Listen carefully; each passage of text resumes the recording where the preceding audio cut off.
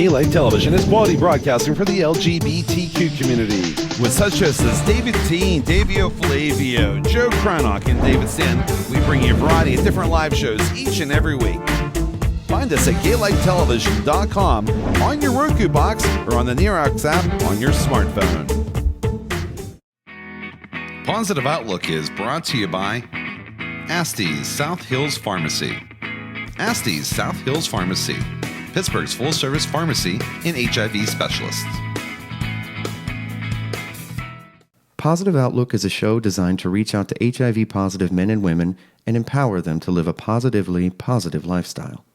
Positive Outlook is in no way conducting mockery or any disrespect to the many millions who are living or have lived with HIV. Gay Life Television is in no way promoting the misuse or non-use of condoms or other safe sex practices. The views and interviews conducted on this program are based solely on the opinions of the host and the host's guests, who are not medical professionals, but just maybe. So please sit back, enjoy, and laugh with us as we shine a good light on a bad thing.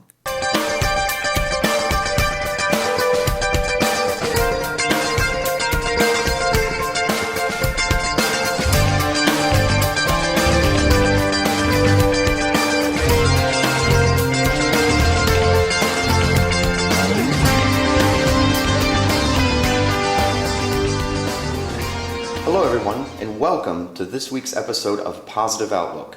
My name is Robbie Aldred, and today, for our nutrition segment, we'll be discussing proteins. Now, when it comes to meal design, we briefly covered fats and the differences between healthier vegetable fats and why animal fats should be used in moderation. Oh, chorizo. Today we're discussing proteins. Proteins are used in many different processes in our bodies, from movement proteins to connective proteins, builder proteins, etc., etc. The article, Why Protein Makes You Feel Full Faster, at healthcentral.com gives you all the facts as to why you feel full from a high-protein diet. But not all protein sources are equal. Some types of protein can be broken into the same two categories as fats, animal and vegetable, with animal proteins being tastier than vegetable, and sometimes saltier. For the most part, your protein should come straight from the source. But no one likes leftover meat. Oh, stop. This is where protein powders come in.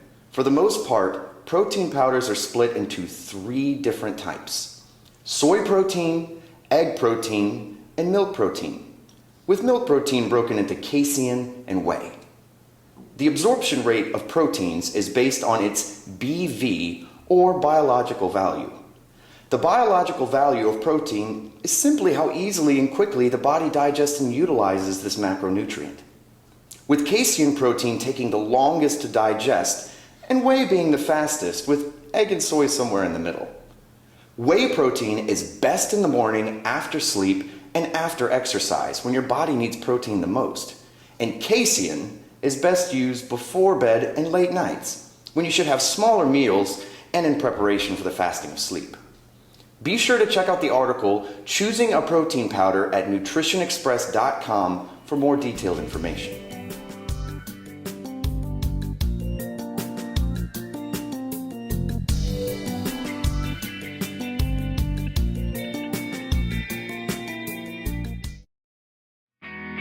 Positive Outlook is brought to you by Astee's South Hills Pharmacy. Astee's South Hills Pharmacy, Pittsburgh's full-service pharmacy and HIV specialists. Gay Life Television is quality broadcasting for the LGBTQ community. With such hosts as David Teen, Davio Flavio, Joe Cranach, and David Stan, we bring you a variety of different live shows each and every week. Find us at gaylifetelevision.com, on your Roku box, or on the Nerox app on your smartphone.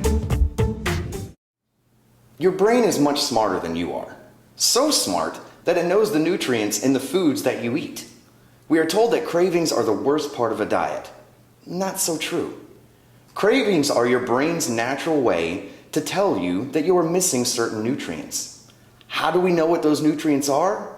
Well, the article Food Cravings, What Your Body is Telling You at eatwiseteens.org has put together a list of what your body is actually lacking when it craves certain foods, and also gives you healthier alternatives to those foods.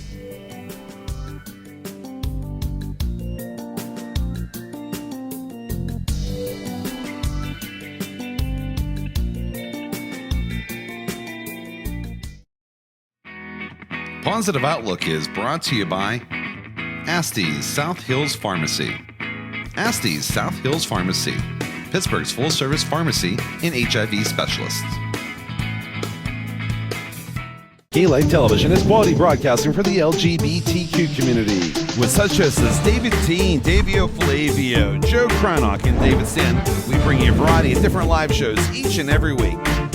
Find us at KLightTelevision.com, on your Roku box, or on the Nerox app on your smartphone. Today I am interviewing a gentleman by the name of Brandon Dudek of the AIDS Coalition of Southwestern Pennsylvania. Brandon, how are you today? Doing great. Thank you for having me. Perfect. Yes, thank you so much for being here with us. Now, you work for the AIDS Coalition of Southwestern Pennsylvania. I do. I'm the outreach specialist. You're the outreach specialist. How long have you been at the coalition? Roughly a year, correct? Yeah, almost a year. And what is specifically the position? What does being outreach specialist entail? Well, I have a pretty creative job. I look for people who are lost to care or newly diagnosed and don't know it. And I help connect them to services that they might not know about or that they might need help with until we can get them on a path of being healthy. Absolutely. Now, you have a pretty amazing backstory leading up to you getting the job at the AIDS Coalition. So starting at very first step, are you in fact HIV positive? Yes, I'm an end-stage AIDS survivor. And how long have you been positive? Almost 10 years. 10 years, that's so long. Yeah. Now, how did you come in contact with the virus? Oh, it's through unprotected sex. It's through unprotected sex, okay. Yeah. Now tell us a little bit about your story. You kind of have, it seems to me, almost a rise and fall that led you up to the AIDS Coalition. So just starting at day one, or even before you were diagnosed, just tell us a little bit about your backstory. Well, I had kind of a rough childhood. I came out when I was 14 in Beaver County, and I suffered from mental illness, and ended up moving to San Francisco in 2004. And I got into drugs, crystal meth, and I did a lot of bareback parties, and that caused me to become positive. And it was something that I didn't want to avoid because I was having a great time and trying to forget all the problems in my life. Mm-hmm. Now, Beaver County, you said that was the area that you had come from. Yes. Where is that located in Pennsylvania? That is northwest up the Ohio River, and it's bordering Allegheny County. Bordering Allegheny, so it's a very small area. It's a big area. Big area, okay. Yeah, small population, very rural, yeah. Okay, and so yeah, I can understand coming out could be extremely stressful. I came out, and same thing in North Georgia, very small area, very closed-minded. Yeah. So transitioning to San Francisco. So you said that you got there and you just kind of got lost in the fray, the magic of it, as you say. And so when you moved to San Francisco, you said that you had developed a drug problem. Mm-hmm. Yeah. Yeah, I was out partying, having a great time, and enjoying the very alternative lifestyle of San Francisco. And I sort of got lost in it, and one thing led to another, and I found myself HIV positive. And the strange thing about it was the diagnosis didn't really hit me at all. It was the fact that I couldn't find a place to live. And so it was sort of on the bottom of my list of rotten things that were happening to me. Mm-hmm. And so the HIV didn't cause this high-risk behavior. The high-risk behavior kind of bled into the HIV, correct? Absolutely, yeah. Now, after the diagnosis, tell us a little bit about when you received that diagnosis. What was, your emotions, what was going through your mind? Where did you begin? Well, I don't hear too many people's diagnosis story like mine, but I went to a clinic pretty often, and I sort of had gotten used to just going there and forgot pretty much that I was being tested. And when he came in and told me that I was positive, everything got really silent. and I remember thinking to myself, I should be upset about this. This should bother me, but it's not. And he said, you know, is there anything I could do for you? And I said, I just need a place to stay. And I think within a week later, I fell into this wonderful organization called Larkin Street Youth Services, and I had a place to stay and food, and they helped me get on SSI and get my life together. Okay, and so these are all just organizations that are specific to San Francisco, correct? Yes. Now, what kind of, coming out, whenever you were that diagnosis, when that diagnosis first hit you, what kind of support system did you have? I was pretty much hanging around with a lot of street kids. When I found out about Larkin, because they were all part of this program, they just assumed I was positive. Pretty much everybody I hung out with was HIV positive or assumed to be. So it was a whole different world, because it was almost like coming out if you weren't positive. So in terms of support system, a bunch of homeless kids who sell drugs, not a great support system. Resources were awesome, and it really helped me sort out who I was and how to work through life. And what time, well, when they first put you on medication, because you said it was about 10 years ago, so you're looking at about 2003, the protease inhibitors had been out. Mm-hmm. What medicine specifically did they have you on? I did not take medicine. I had heard a bunch of horror stories about AZT and how they pretty much, many people's opinion, killed people. It might have staved off the HIV and the AIDS. And I looked around and I saw a bunch of people who weren't on meds, and they looked great. And honestly, when you're a daily drug user, it's very difficult to take those meds as prescribed. And I knew, well, I didn't want to take them, and I also knew that if I took them improperly, that would build up resistance, and they'd never be an option for me in the future. So it was more fear-based, you're saying? It was more just, you know, it was... avoidance. Yeah, like the medicines almost had too great of a risk. You had, you know, you had this new disease, this new virus that had just been discovered, and you had these people that were taking the medicines, and you yourself saw that those people seemed to be suffering more than the ones that were just living with HIV. No, I missed that generation altogether. So it was just stories and movies that I had seen showing how awful everything was, and it was. I became positive and lived this lifestyle because I wanted to avoid all my problems. So taking medication, and especially when you're newly diagnosed, you have no symptoms.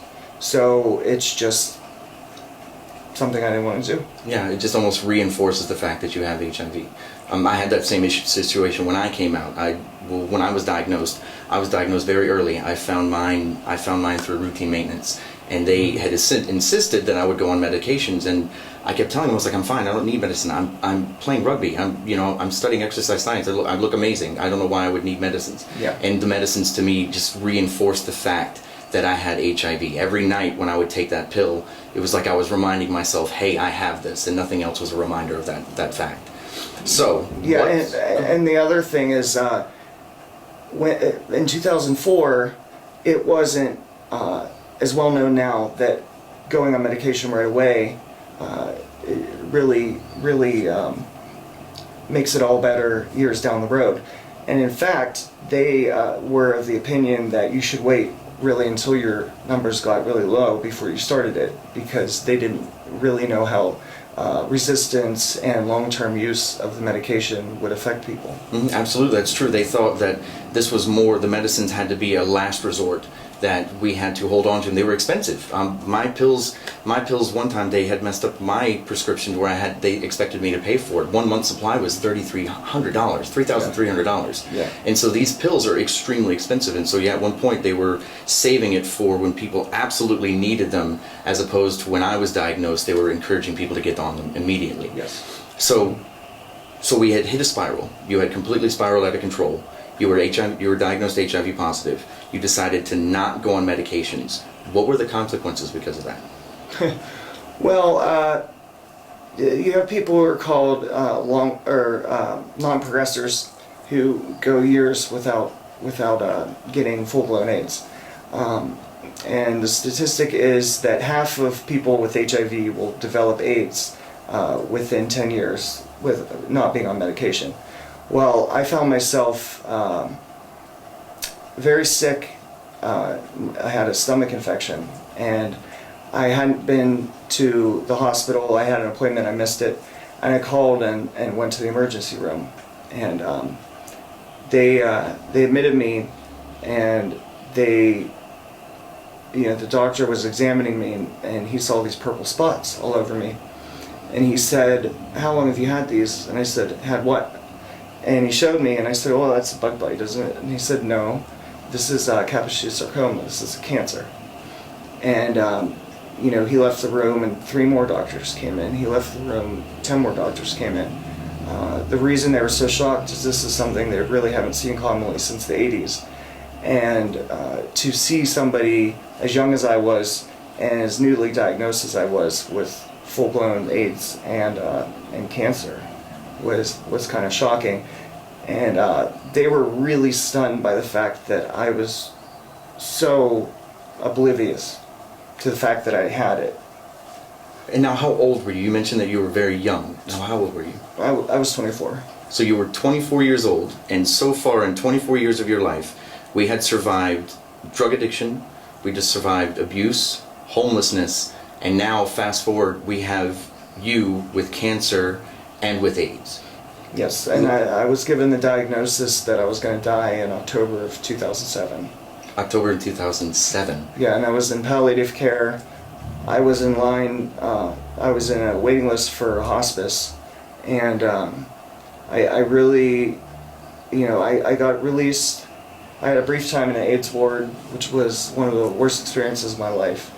And I was in my apartment, and I weighed 135 pounds. And I didn't have the strength to pull myself off the toilet after using it. And, I'd been in contact with my family, who I was pretty much running from, and they asked me to come home, and I said I would never move back to this part of the country. But I looked around, and I thought to myself, what do I really have here? What am I using of this beautiful city? I can't even, walk down the street. So, upon their invitation, I got on a plane and I flew back to Pittsburgh in 2007. And so basically, we have a young man who has come to the brink, the absolute tiptoeing on the brink of death, and the government had just pretty much given up on you. They were determined, at that point, they'd accepted the fact they were going to move you to hospice, and they were going to kind of pull the plug, so to say. And so you yourself chose to come back to Pittsburgh to be with family. What happened after coming back to Pittsburgh? Well, I first of all, I wouldn't say that they gave up on me or pulled the plug. I had been through chemotherapy, and that was making my immune system worse, and it really was killing me. It turns out, and they were almost certain that I wasn't going to make it, and that I should just start preparing for my death. When I moved back to Pittsburgh, it was really so that I could die. I moved back so that I could be with my family. I remember seeing TV shows where people are dying and they're around their family, and I thought, well, why isn't my family here? Coming back to your family, what was when they saw you? I couldn't even imagine being around my mother being that way, because I know she would be just outrageously devastated. Now, how was your family reacting? I know before you had mentioned that you were homeless and you had kind of gone down this spiraling out of control, and you came back to them. Mm-hmm. And so how did they react by you coming back to your family? It was a very new experience. I sort of left my parents and never really expected to see them again. Mm-hmm. Was very was very certain they didn't love me, and that, you know, just not being in their lives would be easier for the both of us. It was very nice, and it was such a wonderful experience that they stayed with me despite some prejudices, and I really learned to be loved and love, and it really, I think, has shaped who I am now. And in a strange way, if I hadn't been dying of AIDS, I probably would have never felt that love, and never fully recognized my potential. Now we've got some photos of Brandon that we're going to be putting up of him at his absolute lowest point. And I've seen those photos, and looking at those photos and looking at you now, it's night and day. Yeah. I mean, you've got these adorable cheeks and everything. You look fantastic. So, well, viewer beware. They're hard to look at, yeah. And so how did you come out of that hole? That's the one part that's so, because yet again, most people, I would say roughly like in the high 80% that are in that situation, they just do that. They give up and they roll over. And so what was it? You know, was it proper dieting? I'm so curious as to how you become the Brandon that you are today. I like to say it was my mom's cooking. Fantastic. Yeah. Yeah, you know, it's so funny because I go against sort of all those cliches. Everybody always says, well, you know, when you really want to survive and have that will to live, then you'll make it through. I didn't want to live. I mean, I tried to actually end my life in my hotel room in San Francisco. Was this before the diagnosis or after the diagnosis? This was when I was dying, and I was in a lot of pain and suffering. And I remember being in the hospital and thinking, well, I'm probably going to be dead soon. I'm ready. I'm not scared. I'm excited about it because it's much better than what's going on here. So, yeah, I get a lot of that cliche. And I can't say that it's because I'm a fighter. I think I'm very stubborn. And if I had to accredit it to anything, it would be that, you know, I'm stubborn. And, you know, even if I'm not happy or enjoying life, I always want to know what comes next.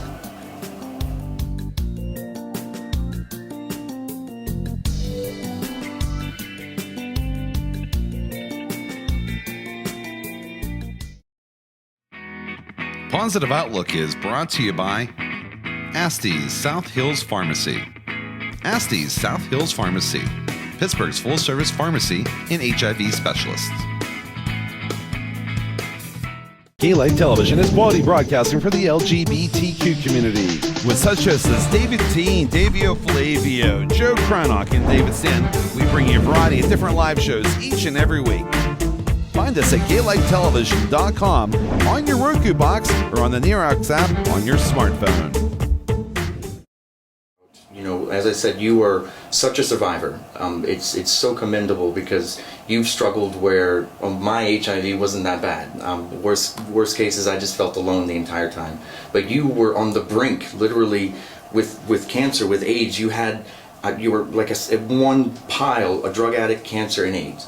And so you being able to pull yourself from that is just outrageously commendable. And you know, I think it's a true testament on how instead of being afraid and instead of letting yourself go and feeling whatever, I don't have to do any of this, I can just give up on life.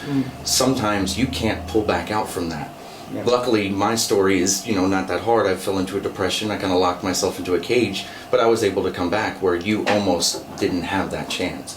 And so I want to personally thank you so much for everything that you've done for us here, what you've done for Positive Outlook, and what you're doing now at the AIDS Coalition. It's a truly wonderful thing, and being as your story is, I think it's something you should be very, very proud of. I am, and I really enjoy. I've had so many people help me through life, and they were some people I looked up to, and I never thought I could be as great as them. And I could never do what they had done, and it's really nice to be able to give that confidence to people who might be struggling, And yeah, just like Beyonce, I'm a survivor. There you go. Right? All right, so if you have run into any issues, we have the AIDS Coalition of Southwestern Pennsylvania. They gear specifically towards people here in Pittsburgh. Now, there's 7 other coalitions across the state, and they're easy to find. Just simply Google AIDS Coalition Pennsylvania.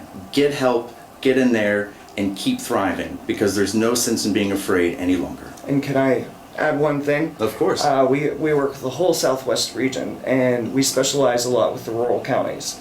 So I'm definitely the guy to call, if you're in Greensburg, or if you're down in Greene County, or, out in the rural area, and I can help connect you to services. Absolutely, absolutely. Well, all of the information is on your screen, so please find your self-help and don't give up.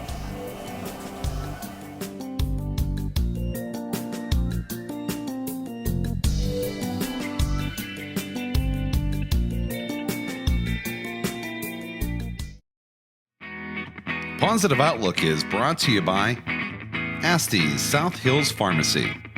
Astee's South Hills Pharmacy, Pittsburgh's full-service pharmacy and HIV specialists.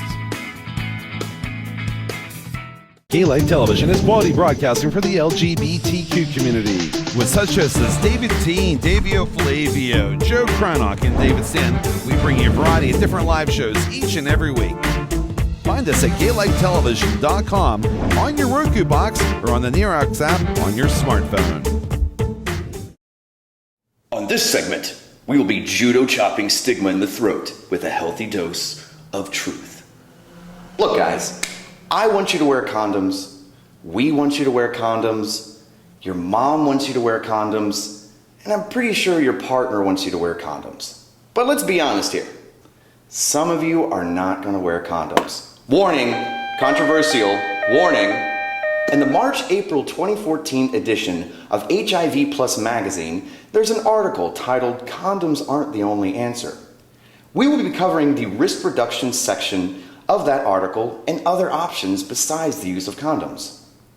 Serosorting. Now, I'm not a big fan of this word, mostly for the sorting aspect. Serosorting is where an HIV-positive man will only engage in sexual interaction with another HIV-positive man or woman. This method had a 51% reduction in HIV infections. No anal sex, or 100% condom use had a 74% reduction rate, with condom use only 70% effective in preventing HIV infections, and only if used every time. A broken condom is how I got infected. The one with the lowest risk is, of course, masturbation. But the one that has the lowest risk is actually those that top only. Insertive anal sex has an estimated 0.065% chance to contract the virus within a single sexual episode.